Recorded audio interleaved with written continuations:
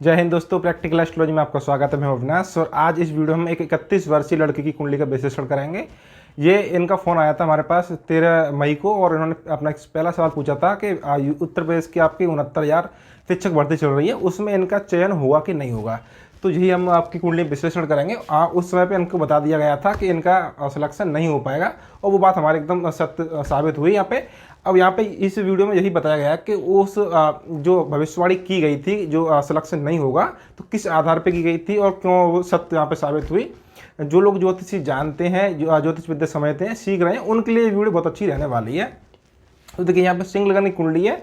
लग्नेश आपके अष्टम भाव में यहाँ पे बैठे हुए हैं। पूरी कुंडली का विश्लेषण हम करेंगे नहीं, सिर्फ नौकरी के मामले पर देखेंगे कि टीचर की नौकरी का योग यहाँ पे है क्या नहीं है, वो यहाँ पे देखेंगे। तो यहाँ पे थोड़ा ज़्यादा संघर्ष होता है जब लग्नेश छठे आठे 12 यहाँ पे चला जाता है। अब देखिए, ये पंचम भाव जो होता है ये आपके शिक्षा का होता है और दसम स्थान ये आपके कर्म का होता है। तो जब कोई व्यक्ति टीचर बनता है तो उसकी कुंडली में पंचम भाव और दसम भाव का संबंध यहाँ पे होता है, यानी कि शिक्षा परक आजीविका।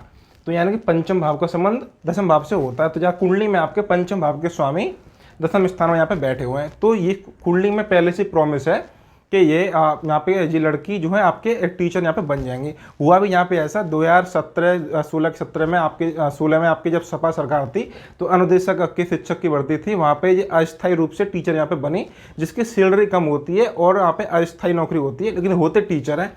तो वहाँ पे ये आप इनको नौकरी यहाँ पे मिली। तब आपके गुरु की महादशा में आपके शनि का अंतर चल रहा था, तो गुरु दसम स्थान में बैठे हुए हैं और शनि यहाँ पे आपके पंचम में बैठे हुए, तो दोनों का संबंध शिक्षा और कर्म से बना हुआ था। तो वहाँ पे अस्थायी यहाँ पे नौकरी दे दी। अस्थायी इसलिए वहाँ पे रही क्योंकि दोनों में लगन महादशा और अंतर्दशा में आपके 6-8 का संबंध था। अब आते हैं आपके ये 69,000 शिक्षक भर्ती के मामले में कि यहाँ पे आपकी नौकरी क्यों नहीं लग पाई। जब 13 मई को जब फ़ोन किया उस समय की स्थिति क्या थी ये बताएंगे आपको। उस समय पर गुरु की महादशा और शुक्र का अंतर चल रहा था। तो इन्होंने आपकी पहले ही कई लोगों पे, कई ज्योतिषियों पे कुंडली दिखाई, सब ने यही बोला कि नौकरी बहुत जल्दी लगने वाली है या इस भर्ती में नौकरी लग जाएगी, एकदम क्लियर साइन मिल रहा है, ग्रह यहाँ पे स्पष्ट बोल रहे हैं। लेकिन ऐसा नहीं हुआ। देखिए, गुरु की महादशा चल रही है, गुरु दसम स्थान में बैठे हैं पंचम भाव के स्वामी, ये तो स्पष्ट नजर आ रहा है। अब वर्तमान में चल रही है शुक्र की अंतर्दशा, शुक्र दसम स्थान के स्वामी है और अष्टम भाव में उच्च के होकर बैठे हुए हैं। तो यहाँ पे कोई भी ज्योतिषी यहाँ पे देख के ये बता देगा कि ये यहाँ पे नौकरी लगने वाली है। फिर लगी क्यों नहीं, क्योंकि लगेगी इसलिए, कोई अब इसलिए बताएगा नौकरी लगने वाली है क्योंकि दसम स्थान में जो ग्रह बैठा है उसकी महादशा चल रही है और दसम स्थान का जो स्वामी बनता है शुक्र, उसकी अंतर्दशा चल रही है। गोचर में आपके शनि जनवरी 2020 से यहाँ पे मकर राशि में चल रहे हैं, जो गोचर यहाँ पे मैंने बना हुआ है कुंडली। तो वहाँ पे जन्म के तीसरी दृष्टि से जन्म के दसम भाव के स्वामी को देख रहे हैं और अप्रैल शुरू होते ही आपके गुरु यहाँ पे मकर राशि में आ गए थे, तो वो आपके दसम भाव को देख रहे हैं। तो आपके गुरु और शनि का दोहरा गोचर का नियम होता है, भाव किसी भावेश पर जब गुरु का शनि का दोहरा गोचर होता है तो भाव एक्टिवेट होता है, उस भाव की घटना घटती हैं। गोचर यहाँ पे है, अभी दिखाऊंगा आपको। तो ये यहाँ पे बड़ी समझ आ रहा था कि यहाँ पे नौकरी लगनी चाहिए थी, लेकिन नौकरी लगी नहीं। देखिए क्यों नहीं लगी, मैं आपको बताऊँ फिर से कि ये जो आपके शुक्र बनता है दसम भाव का स्वामी, वो आपके अष्टम भाव में उच्च का होकर बैठा हुआ, लेकिन ये डीप अस्त है, यानी कि यहाँ पे जो सूर्य की 18 डिग्री है और आपके शुक्र की भी 18 ही डिग्री है, डीप अस्त हो गया। और उच्च यहाँ पे फिर उच्च में इतना बल नहीं रहा क्योंकि आपके जब ग्रह कोई अस्त हो गया तो पूरी तरह से यहाँ पे फल वहाँ पे नहीं दे पाएगा। इसलिए यहाँ पे ये संदेह हो जाता है कि एक तो जिस ग्रह की अंतर्दशा चल रही है वो आपके अस्त हो गया, इसलिए वो आप संदेह पैदा करता है कि शायद सफलता ना दे पाए। अब अभी यहाँ पे संदेह ही चल रहा है कि सफलता मिलेगी नहीं मिलेगी।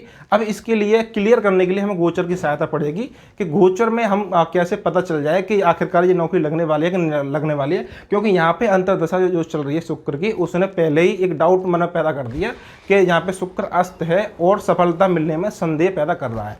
अब देखिए यहाँ पे जो लगन है सिंह लगन, वही हमने गोचर लगा दिया 13 मई का। तो 13 मई पर देखें यहाँ पे तो शुक्र आपके दसम स्थान में चल रहे थे और आपके जो मंगल शनि और गुरु आपके मकर राशि में चल रहे थे। जैसे मैंने आपको बताया कि शनि का गुरु का जिस भावेश से संबंध होता है वो भाव एक्टिवेट हो जाता है। तो अप्रैल शुरू होते ही गुरु आपके मकर राशि में आ गए थे और दसम भाव को देख रहे हैं तो भाव एक्टिवेट हो गया।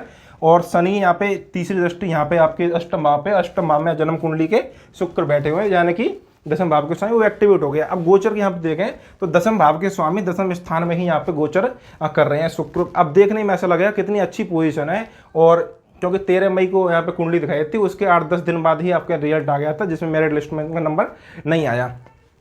तो यहाँ पे देखने में इतना अच्छा लग रहा है कि ये शुक्र दशम स्थान का स्वामी है, दशम स्थान में ही गोचर कर रहा है, दशम स्थान की वृद्धि करेगा, गुरु की दृष्टि पड़ी हुई है, सब कुछ अच्छा रिजल्ट देगा। लेकिन नहीं हुआ। बड़ी ये जो प्रिडिक्शन की गई थी बड़ी सोच समझ के, बड़ी आधार पर की गई थी, वो बाद में वो सत्य साबित हुई। देखिए, एक दिन बाद ही 13 के बाद 14 तारीख के बाद ही यहाँ पे आपके सूर्य दशम स्थान में गोचर कर रहे थे। तो यहाँ पे भी देखने में ऐसा लगेगा कि लग्नेश का दशम स्थान में गोचर बड़ा शुभ जाएगा और नौकरी दे के जाएगा। लेकिन देख के ऐसा क्या हुआ कि हम देखें कि जन्म कुंडली में जिस ग्रह की महादशा चल रही है, गुरु की महादशा और शुक्र का अंतर चल रहा है, गोचर में उनकी स्थिति क्या थी। गोचर में यहाँ पे मकर राशि में गुरु चल रहे थे, लेकिन 13 तारीख के बाद, यानी कि 13 तारीख को उन्होंने सवाल पूछा, 14 तारीख से यहाँ पे गुरु वक्री होने वाले थे। अब यहाँ पे अब समझने वाली बात है कि यहाँ पे कैसे गड़बड़ होगी सब कुछ, कि जो गुरु आपकी महादशा चल रही थी वो आपके 14 मई से वक्री हो रहे थे और 13 सितंबर तक वक्री रहेंगे। अब देखिए, यदि गुरु आपकी जन्म कुंडली में पहले से ही वक्री होते तो गोचर में जब वक्री होंगे तो आपको ज़्यादा संभावना है कि शुभ रिजल्ट आपको देने वाले बनेंगे। लेकिन आपकी जन्म कुंडली में आपके गुरु वक्री नहीं थे, गोचर में वक्री हो गए, तो वहाँ पे एक नकारात्मकता यहाँ पे होगी, नेगेटिव बात यहाँ पे हो गई। वहीं जो शुक्र का अंतर चल रहा था, शुक्र दशम स्थान में बैठ के यहाँ वक्री हो गई। जन्म कुंडली में शुक्र यहाँ पे वक्री नहीं है और यहाँ पे शुक्र आपके दशम स्थान में बैठ के फिर वो वक्री हो रहे हैं। तो ये यहाँ पे दिखा रहा है, वक्री ग्रह ये दिखाता है व्यक्ति को कि बाधा आने वाले, परेशानी आने वाली, रुकावट आने वाली है, कुछ ना कुछ यहाँ पे गड़बड़ यहाँ पे हो रही है।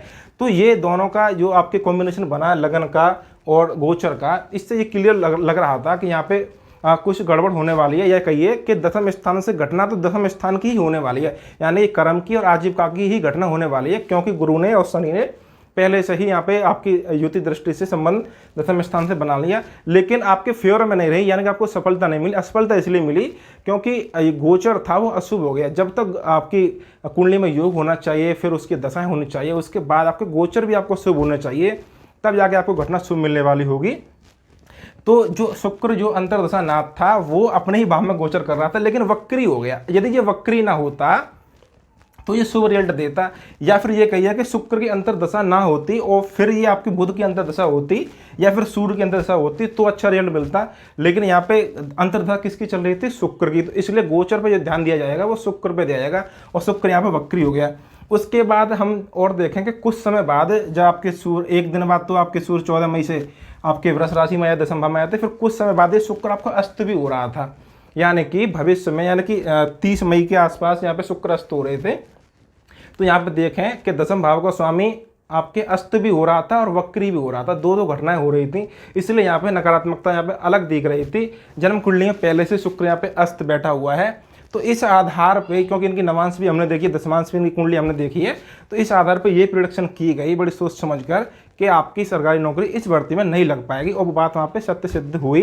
हालांकि कुंडली में इनकी नौकरी, स्थायी नौकरी यहाँ पे लग जाएगी, या आपके सूर्य का अंतर चलेगा या मंगल का अंतर चलेगा, क्योंकि कुंडली में पहले से कई प्रकार के राजयोग हैं।